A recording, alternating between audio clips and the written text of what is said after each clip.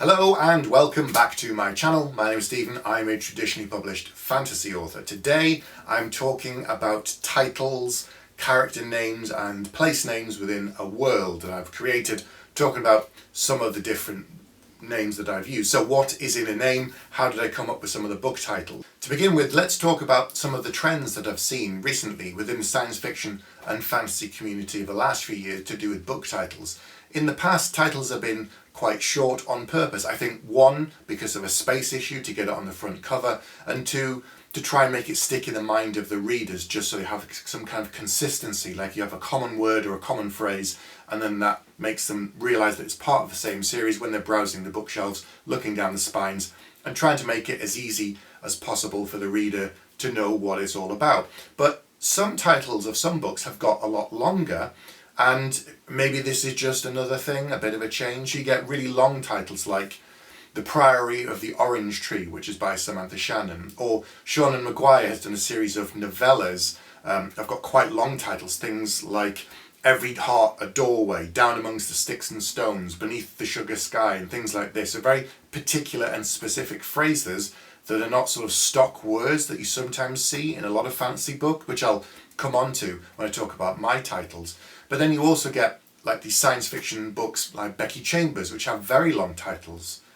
These include The Long Way to a Small Angry Planet, A Closed and Common Orbit, Record of the Spaceborne Few, The Galaxy and the Ground Within. So these are very, again, 5, 6, 7, 8 words long, some of these titles. And then they stick out a bit more perhaps because there's something a bit unusual instead of the much shorter titles. That's not to say all titles need to be long, and when you're coming up with titles for your own book, that they need to be this kind of sprawling titles. It doesn't need to be that. But if I talk about mine and how they changed, that might give you a clue of what was going on when I was working on my series initially.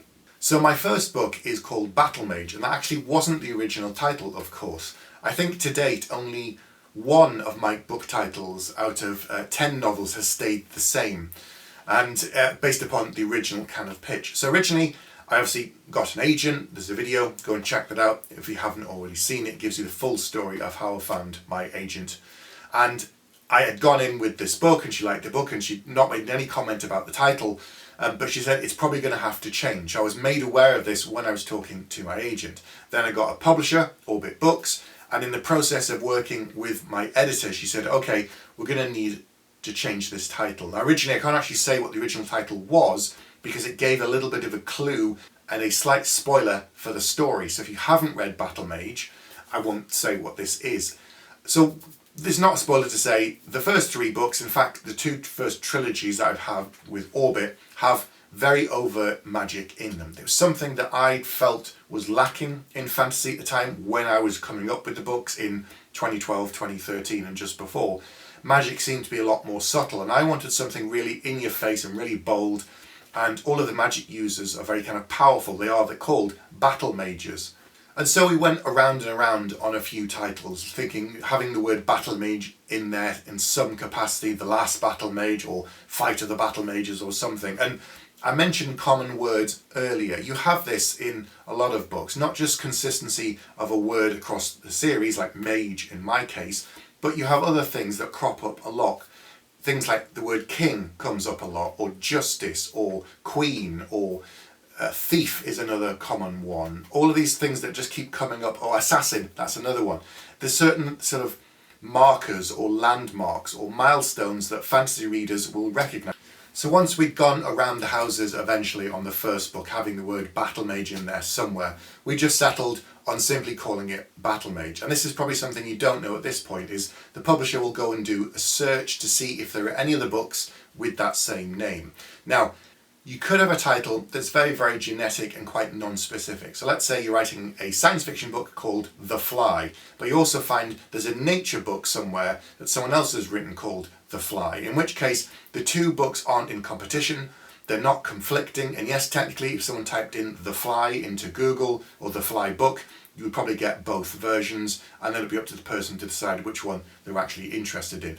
If you can avoid having a title that's the same as someone else's, that's brilliant, but there are only so many titles and only so many keywords, as I've mentioned, if you're trying it into a specific genre. So what the publisher will do is come up with a title, and then check to see if there's something within your genre that's been published within the last few years. Say if you wrote a book called The Ship and they find out there was a fantasy book 30 years ago called The Ship, that's probably okay. It's probably not going to cause any problems. But if there's one only sort of 2 years or 3 years ago, then they would ask you to change that title and come up with something different. Because people search for books online, they're on the phone, they're looking for things, they type it into Google, and this is where the importance of having something unique that's different, that stands out, is really, really good, because you want your book to come up very early in the search, and so it makes it easier for people to find it and then easier for them to buy it. So that's something that you probably don't really think about. It's part of kind of the sales process and the publishing side and the business side that kind of goes into it. So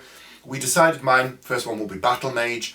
And the other thing I should say is that's not a title that refers to a specific individual. There are a number of battle mages within that first book, but it was more a general name for what is going on in the book and the fact it's all to do with the war and there are all these powerful mages. But I didn't want to call it the Battle Mages, we just call it Battle Mage. So then they said, right, we need to have the word mage in the next 2 books in the trilogy. For consistency, something a bit different, what are we going to do? This is a minor spoiler, but it's not really a huge thing at all. In the second book, there is a dark wizard, a sorcerer of some kind that's called a flesh mage. We did look at that, but they thought it was a bit too gruesome. It would sound a bit too much like a horror novel, so we didn't go with that. The second book is called Blood Mage, and there again, that doesn't refer to a specific person. It's a play on a number of things, because the book is about family, it's about magic, of course, and it's all about, is blood thicker than water, and those kind of things. So it's tying into found family and the family that you're born with and who you become friends with and growing up together, and it's all about developing of characters over time, who they are, who they want to be. So that's why I chose that second title. And then the third book is called Chaos Mage, and there again, it doesn't refer to a specific individual. I had a couple of fans contact me and say, oh, I like the Chaos Mage on the front of that book, and I've got to go back and say that isn't someone. The person on the front of the book, that isn't actually an individual, that's kind of a generic thing. The title does not refer to a specific person. And the reason we went with Chaos Mage is the third book is almost a kind of post-apocalyptic horror thriller novel. So calling it Chaos Mage refers to the place, the fact that it's kind of this abandoned city on the edge of nowhere that's totally in chaos and been torn apart. It refers to the chaos in the book because there's lots of conflict, there's lots of little fights, and it's not a huge war like we had earlier in Battle Mage, and it's a different kind of story. So although there is that consistency of the word mage, each book is quite standalone. They all build on each other and they all have a very different feel. So once that first trilogy was done with Orbit Books, I was then lucky to get a second contract with them, and rather than go and do something different, we said let's do another story set in the same world. What Orbit Books sometimes does with its debut authors, like I was at the time, is they give you a longer lead time up front so that the books can come out faster on publication date. Now normally fantasy books, science fiction books, if in a series, will come out one a year.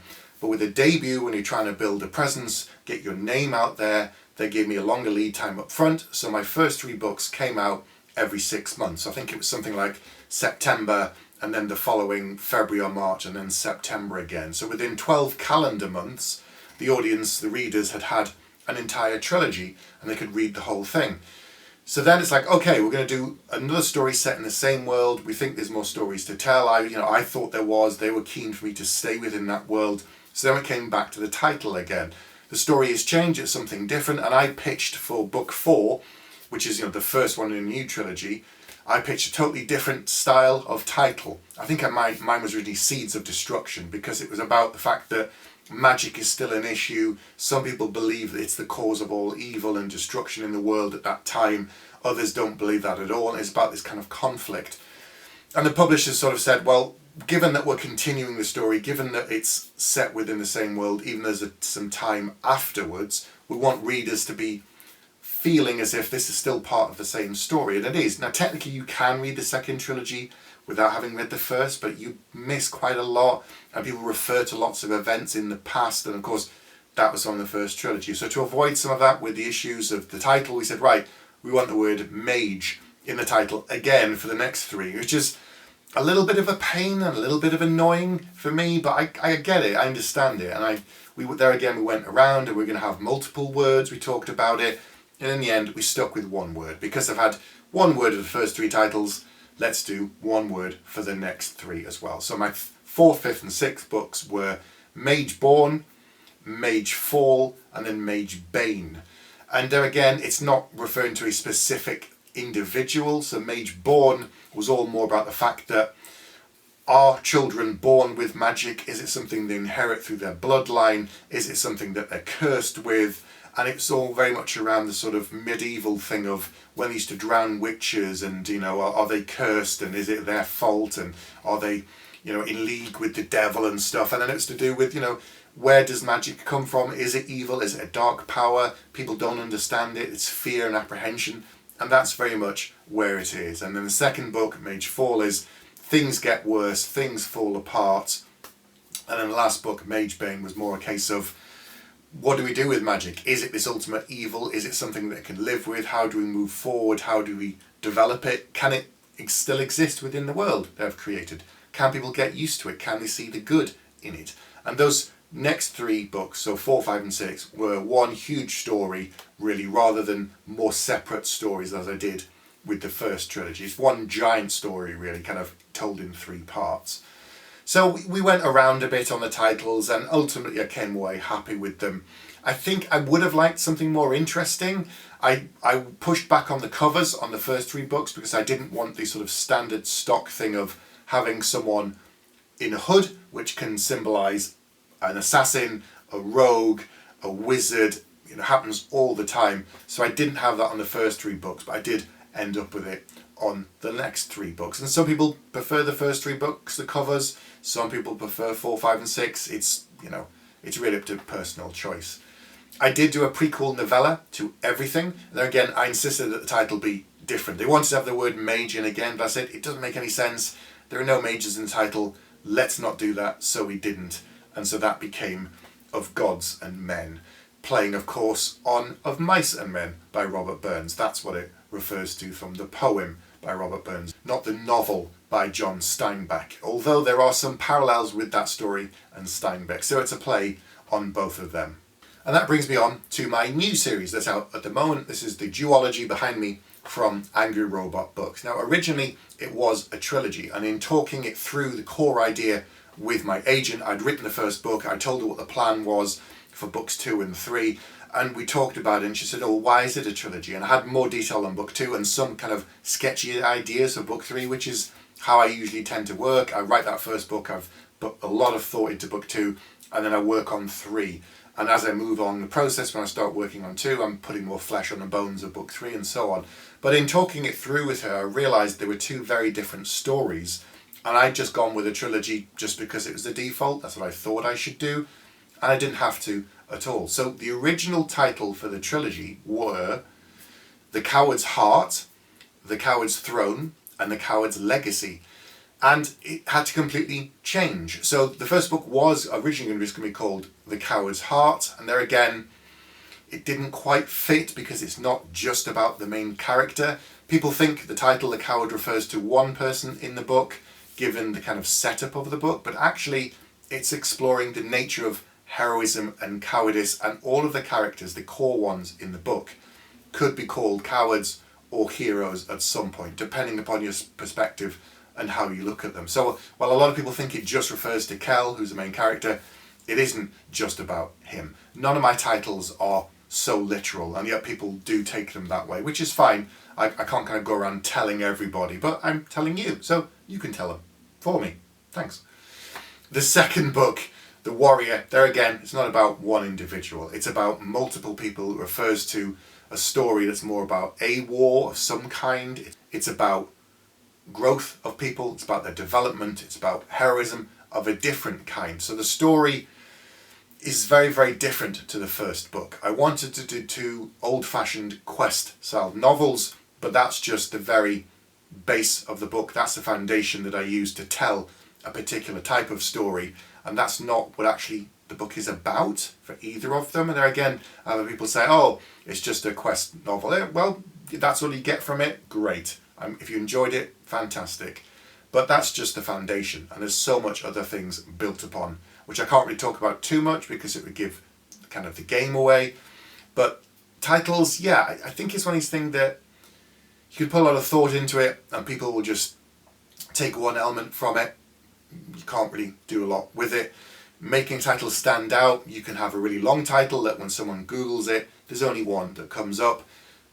Certain stock words come up all the time. Like a friend I spoke to not long ago, Richard Swan, his debut novel is called The King's Justice. Two very common words used in fantasy. And some people say, oh, it's a bit close to, some of the Game of Thrones titles. I'm thinking, well, their titles are close to something else that's been out. It's just certain keywords and phrases that happens a lot in the genre. And it's a good signpost for people, I think, in bookshops. So don't worry too much about your book titles. They're probably going to change. The new one that I've come up with, which will be announced later this year, hasn't changed, only because what I came up with is quite unique, it's quite different, and it's very, very specific, and it doesn't use any of the stock words that you would associate with a fantasy novel. And therefore, when my publisher looked at it, they said, right, this is great, and we're not changing the title of the series or the books to date.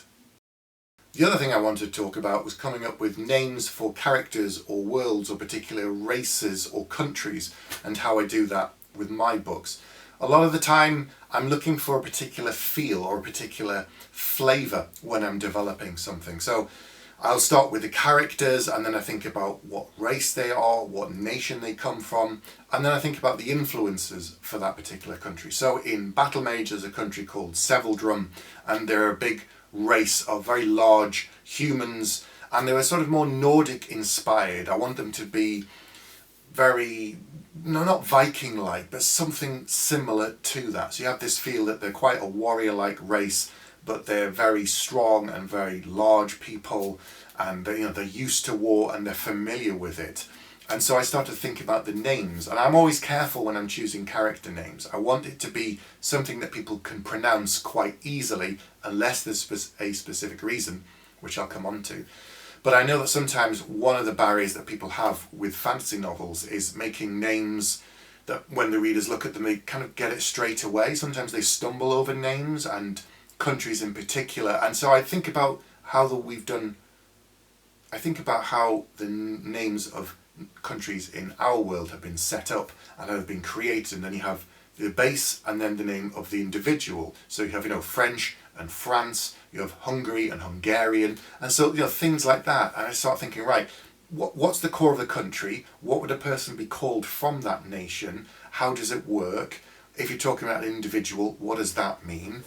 And there's the thing about language again, which you never really talk about in most fantasy books. Sometimes you say they have different languages and different dialects, and they talk about these sort of things, and they might use the odd words and phrases that other countries don't recognise. In particular, Christopher Buehlman is excellent at doing this in The Black-Tongued Thief. But the kind of unspoken rule most of the time is everyone speaks the same language, the common tongue, which of course is English, because that's what it's written in. But we don't really talk about it too much. So you have to skirt around it in some degrees. You could have everyone in all the different countries speaking a very different language, but then they can't really communicate with each other. Then that makes the story a lot more difficult. Then it makes it harder for the reader to get in. So when you're developing names of countries and characters, it's not a case of you shouldn't have something interesting. It's how many barriers do you want to put in the way for your reader? If you have a name that's so long with so many consonants that just goes on and on and on, that can be really frustrating. It can slow down the pace, especially if you've got a battle scene and you've got a 9 kind of part name you have to remember every time, or for the audio narrator, that would be a nightmare. So I'm always kind of thinking about these things in particular. The exceptions to the rule for something like that for me is when I'm developing non-human races. I want them to have a very specific feel. I want them to feel weird and different and alien. One of my biggest complaints of Star Trek, and this is coming from an enormous Star Trek fan, is over the years some of the races that they developed got, I don't want to say lazy, but lazy in that you'd have a little bit of latex stuck somewhere on the face that was ever so slightly different in shape, and therefore, oh, now we're a totally different race to the guys that you saw last week. No, they had the thing on this cheek. The race that we're talking about this week has a thing on this cheek, and therefore that makes them a totally different alien race. And it just bugged me, and I thought, okay, well, with fantasy you don't need to do that. There's no budget, there's no latex and costumes and all of that. It's just completely in my imagination. So I had a race in my first series, Battle Mage, Blood Mage and all the rest of it, called the Vorga. And these are an aquatic race for the most part. They live on the coast, they have gills, they don't really wear much clothing because they don't need it. They have a sub-layer of fat beneath the skin, which allows them to stay warm in extreme temperatures, and also their bones are a lot heavier and denser, which means that when they swim under the water, the pressure doesn't kill them, their bodies are tougher. And so I started thinking about all these things from a kind of biological perspective, and then I wanted their names of all the places they live to be weird and sound different because their native language is not ours. They can speak the common tongue, but it's very kind of stilted, and they don't really talk that much anyway.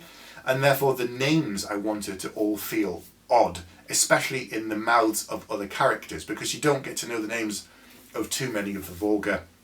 And when they talk about them, there's that slight uncomfortableness, and I wanted that to then pass that on to the reader. So you can play with names, you can play with titles and, you know, even countries and all that sort of stuff, but you should think about it as well as how easy do you want it to be for the reader, how many barriers do you want to create, and so there's another race of non-humans within that same series called the Morin, and they're very much not human at all. Nobody would look at a Morin and think, oh, that might be a human, because they're just so radically different. They have kind of wedge-shaped faces, they have pointy ears, they have protruding horns out the top of their head, almost a bit like a sort of a satyr, if you like. Their legs don't work the same way as us, they're very kind of furry, but you know, they speak like everybody else, and the jaws are different because of the shape of their face, and therefore their language is a bit different. So when they talk the common tongue, there again, it's a little bit kind of stilted and a little bit odd. And so it's just playing around with things like that, and therefore the names of all the characters from that place are a bit different. The countries, the towns and cities are a bit different to give them that non-human feel. So I never want someone to look at a Vorga and think, oh, that's just another person wandering around, because it blatantly isn't. And in my most recent series, The Coward and the Warrior, there's a non-human race again, something completely different that I've made up, and I have this idea that people are really uncomfortable with them. And I've portrayed this through the characters and hopefully to the reader as well, because there's not many of this particular race. They don't really know anything about them, they don't really know where they come from, they don't really know where they live and what they do and how they, you know, survive and this sort of thing. And hopefully I've conveyed that well enough. And so every time someone meets them, there's this weird feeling that because they're not human, there's no baseline for how they're going to react in any situation. They don't know. When you meet a person for the first time, anybody in the street, you have a general idea of what's going to happen. If you hold out your hand to someone, they're probably going to shake it because they understand the core premise of that, even if you never met them before. It's a formal greeting or informal greeting between two humans. Whereas with this particular race, you hold out your hand to them, they don't know what that means. Why would they? They don't greet each other like that. Why would you start with that? And so it's thinking about these things as part of your world building.